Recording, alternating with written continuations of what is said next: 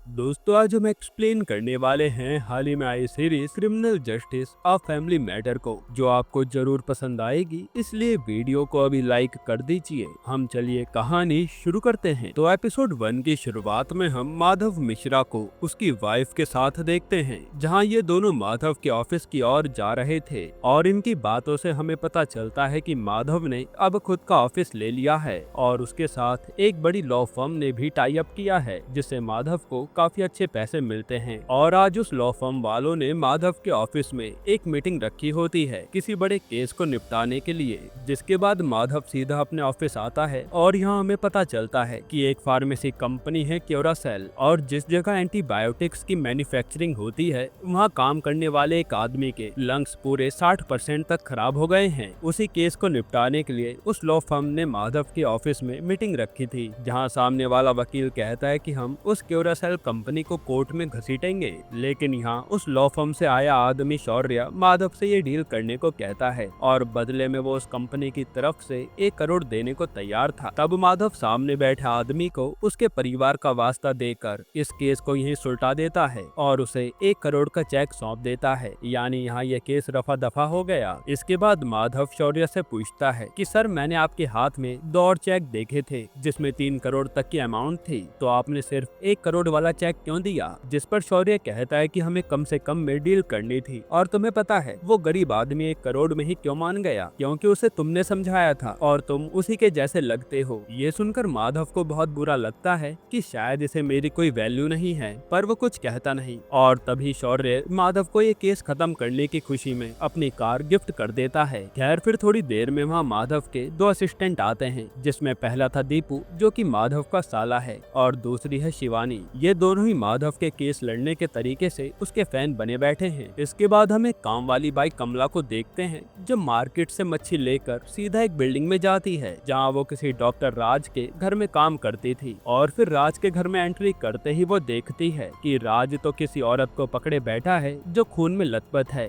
ये देखकर वो चिल्लाने लगती है। अब यहाँ से 24 घंटे पहले सीन शिफ्ट होता है, जहाँ हम राज की फैमिली को देखते हैं, जिसमें उसकी बेटी ईरा है, उसकी बीवी अंजू है और उसकी माँ है। हालांकि हमें पता चलता है कि अंजू और राज अब साथ में नहीं रहते। अंजू राज के सामने वाले फ्लैट में रहती है और आज ईरा का बर्थडे है, इसलिए वो उसे पियानो गिफ्ट में देती है। यहाँ ईरा की कंडीशन देखकर हमें पता चलता है कि उसे कोई डिसऑर्डर है, इसलिए वो किसी से नजरें मिलाकर बात नहीं कर पाती और कभी कभी उसे दौरे भी पड़ते हैं। खैर, थोड़ी देर में यहाँ पर रोशनी नाम की लड़की आती है और पता चलता है कि ये राज की गर्लफ्रेंड है, जो यहाँ ईरा की केयरटेकर भी है। और कहीं न कहीं हम अंजू को देखकर समझ पाते हैं कि वो रोशनी को देखकर खुश नहीं है। इसके बाद राज अपने हॉस्पिटल आता है, जहाँ वो किसी का इलाज कर रहा था। फिर इलाज के बाद वो सीधा अपने दोस्त अर्श से मिलता है, जो कि उसकी बेटी का केस हैंडल कर रहा था। और हाल ही में इन्होंने ईरा का टेस्ट भी कराया था, ये जानने के लिए कि कहीं उसको कैंसर तो नहीं है, पर रिपोर्ट नॉर्मल आती है। लेकिन यहाँ प्रॉब्लम ये थी कि ईरा को लो ब्लड शुगर की प्रॉब्लम भी है, जो कभी बच्चों में नहीं होती, इसलिए राज टेंशन में आ जाता है। फिर राज सीधा अंजू को कॉल लगाता है उसे ईरा की न्यूज देने के लिए, पर तभी वहाँ रोशनी आ जाती है, जिसे देखकर राज फोन काट देता है। और जब रोशनी और राज साथ में होते हैं तो उसे अंजू का फोन आता हुआ दिखता है। इससे रोशनी को थोड़ा अजीब लगता है कि अब राज को अंजू से क्या बात करनी होगी। इसके बाद जब राज और रोशनी घर जा रहे होते हैं तो राज रोशनी को कहता है कि आज रात ईरा की पार्टी में टाइम से आ जाना, पर रोशनी कहते कि मेरा मूड नहीं है, क्योंकि वहाँ मैं तुम्हारे दोस्तों से मिलूंगी तो उन्हें लगेगा कि मैं एक शादीशुदा मर्द को डेट कर रही हूँ और मैं उनसे नजरें नहीं मिला पाऊंगी। साथ ही वो अंजू के बारे में भी बात घुमाकर कहती है,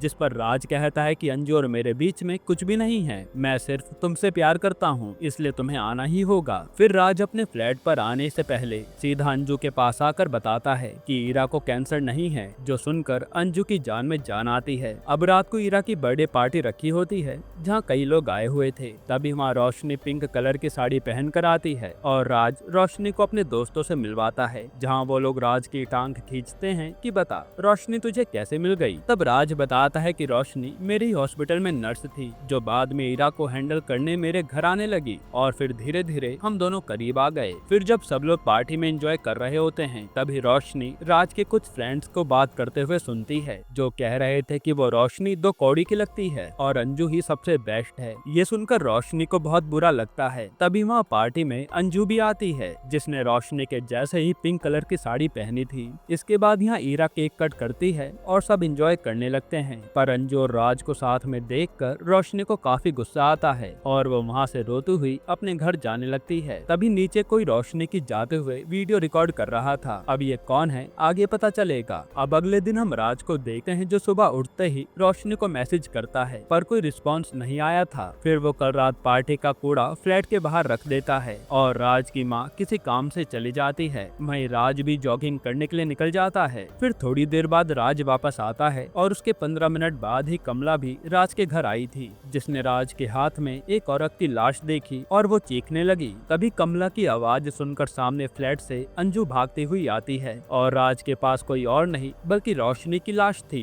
ये देखकर उसके होश उड़ जाते हैं और अंजू सीधा पुलिस को कॉल कर देती है। अब इसके बाद वहाँ पुलिस आती है और ये केस गौरी नाम की पुलिस वाली हैंडल कर रही थी। तब गौरी का जूनियर रवि उसे बताता है कि उस लड़की की मौत गला कटने से हुई है और उसका राज के साथ चक्कर भी था। जिसके बाद गौरी उस पूरे क्राइम स्पॉट की तहकीकात करवाती है और लाश को पोस्टमार्टम के लिए भेज देती है। फिर गौरी सीधा अंजू से मिलने जाती है और पूछती है कि ये रोशनी राज के साथ कब से थी। तो अंजू बताती है कि यही 15 महीने से। साथ ही अंजू बताती है कि हमारा अभी डिवोर्स नहीं हुआ है और हम लोग बस अलग अलग रहते हैं। फिर गौरी कहती है कि अब पहले तो राज को हम अपनी हिरासत में लेंगे, इसके बाद देखते हैं कि आगे क्या होता है। फिर यहाँ से जाते समय गौरी रवि से कहती है कि यहाँ लगे सारे कैमरे की फुटेज निकालो और कल रात हुई पार्टी में आए सारे लोगों की लिस्ट भी लेकर आओ। साथ ही किसी भी हाल में हमें मर्डर वेपन ढूंढना है जो मिल नहीं रहा। तब रवि बताता है कि यहाँ केवल एंट्री और एग्जिट पर कैमरे लगे हुए हैं, फ्लोर पर कोई भी कैमरा नहीं है, यानी ये केस और लंबा फंसेगा। जिसके बाद राज को सीधा थाने ले जाते हैं और ये केस मीडिया में भी फैल गया था कि एक डॉक्टर ने खून कर दिया। इसके बाद जब माधव अपने ऑफिस में होता है तभी उससे मिलने अंजू आती है और कहते कि मैंने आपका काफी नाम सुना है, मेरे पति पर मर्डर का इल्जाम है, उन्हें बचा लीजिए। जो सुनकर माधव के असिस्टेंट के होश उड़ जाते हैं कि अब ये केस लड़ने में मजा आएगा। यहीं पर एपिसोड 1 खत्म होता है। एपिसोड 2 की शुरुआत में रवि गौरी से कहता है कि हमें कहीं भी मर्डर वेपन नहीं मिला है। जिसके बाद ये दोनों कमला और राज से अलग अलग पूछताछ करने चले जाते हैं, जहाँ कमला के साथ जो हुआ वो बता देती है। वहीं राज बताता है कि मैं जॉगिंग से जल्दी घर आ गया था क्योंकि कल रात ज्यादा पीने के कारण सुबह अच्छा नहीं लग रहा था, लेकिन जैसे मैं घर आया तो देखा रोशनी के गले पर कट है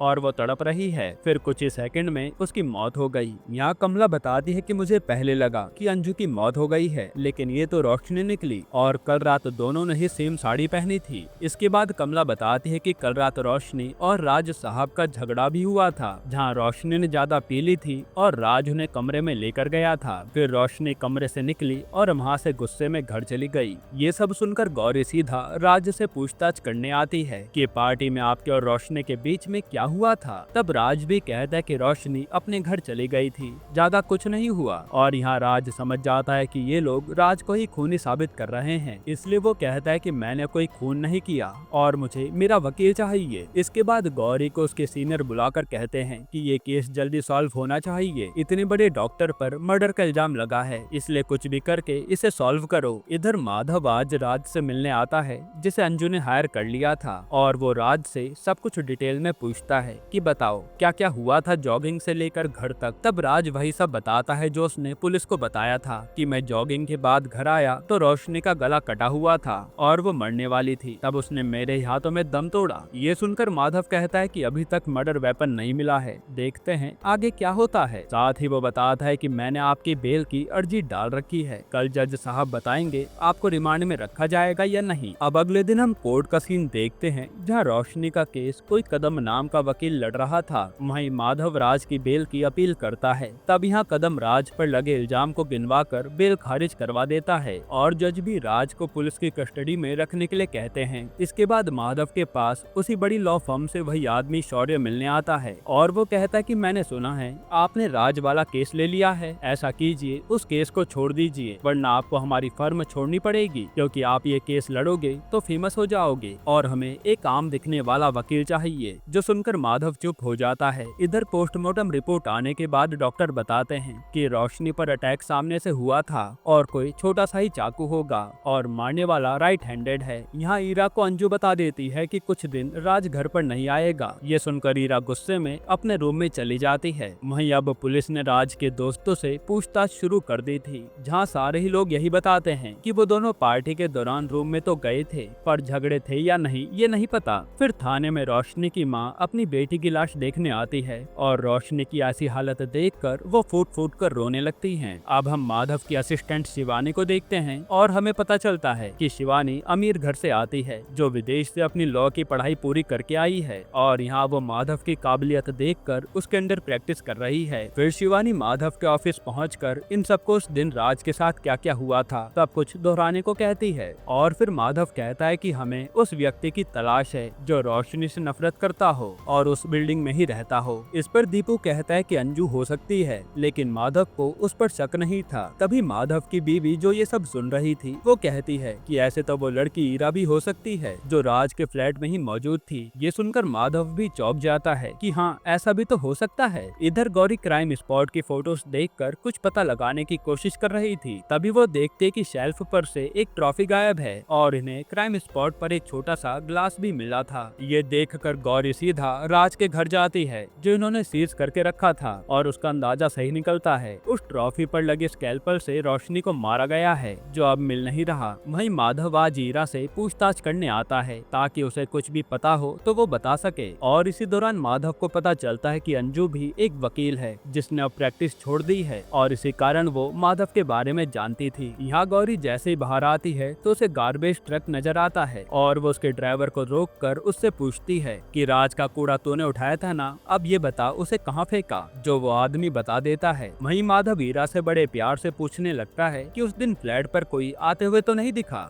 या किसी की आवाज आई हो। जो सुनकर ईरा कोई जवाब नहीं देती और वो बस ड्राइंग ही किए जा रही थी। फिर माधव और सवाल करता है तो ईरा एकदम से इरिटेट होकर वहाँ से भाग जाती है, जिसे अंजू संभालने जाती है। तभी माधव ईरा की ड्राइंग बुक में देखता है कि उसने सारे स्केच नॉर्मल बनाए हैं, केवल रोशनी को छोड़कर। ये बात उसे अजीब लगती है। यहीं एपिसोड 2 खत्म होता है। एपिसोड 3 की शुरुआत में रवि पूरी पुलिस फोर्स के साथ कूड़े वाली जगह पर मर्डर वेपन देखने जाता है, लेकिन ये जगह देखकर इनके होश उड़ जाते हैं। हालांकि फिर रवि गौरी को बताता है कि एक अच्छी खबर है कि राज का कूड़ा फेंकने वाली गाड़ी प्राइवेट थी, इसलिए उसने जहाँ कूड़ा फेंका है वो थोड़ा कम है और हम वेपन ढूंढने की कोशिश कर रहे हैं। इधर आज ईरा स्कूल जाने के लिए रेडी हो जाती है और जाने से पहले वो अंजू से मौत के बारे में पूछती है, जिसे अंजू थोड़ा बहुत बताती है और फिर उसे स्कूल छोड़ आती है। इधर आज माधव ईरा के डॉक्टर अर्शद से पूछताछ करने आता है और वो शिवानी को बताता है कि ईरा की ड्राइंग में रोशनी की भयानक तस्वीर थी जो मुझे काफी अजीब लगी। फिर वो जाकर अर्श से ईरा की कंडीशन के बारे में पता करता है, साथ ही पूछता है कि ईरा को जो कंडीशन है इसमें लोग हाइपर भी हो जाते हैं ना, जिस पर अर्श कहता है कि हाँ होता तो है, लेकिन ईरा ने कुछ भी नहीं किया है, उसका इलाज मैं कर रहा था, वो लड़की सही है एकदम। यहाँ हम ईरा को स्कूल में देखते हैं जो पियानो की प्रैक्टिस कर रही होती है। तभी कुछ बच्चे आकर उसे तंग करते हैं और इससे गुस्से में आकर ईरा पास में रखे बैग को ही फाड़ देती है। इसके बाद हम उस फर्म को देखते हैं जो रोशनी का केस लड़ रही थी। यहाँ हेड के पास एक लड़की आकर कहती है कि सर ये कदम सर माधव मिश्रा के सामने टिक नहीं पाएंगे, आप मुझे ये केस लड़ने का मौका दीजिए और मैं अपनी काबिलियत साबित कर दिखाऊंगी। जो सुनकर उसका हेड कहता है कि ठीक है मैं सोच के बताऊंगा। यहाँ माधव जैसे ही अपने ऑफिस आता है तो वहाँ शौर्य बैठा हुआ था और वो माधव से कहता है कि आपने ये केस अभी तक क्यों नहीं छोड़ा। फिर वो माधव को एक दिन का टाइम देता है कि अगर केस नहीं छोड़ा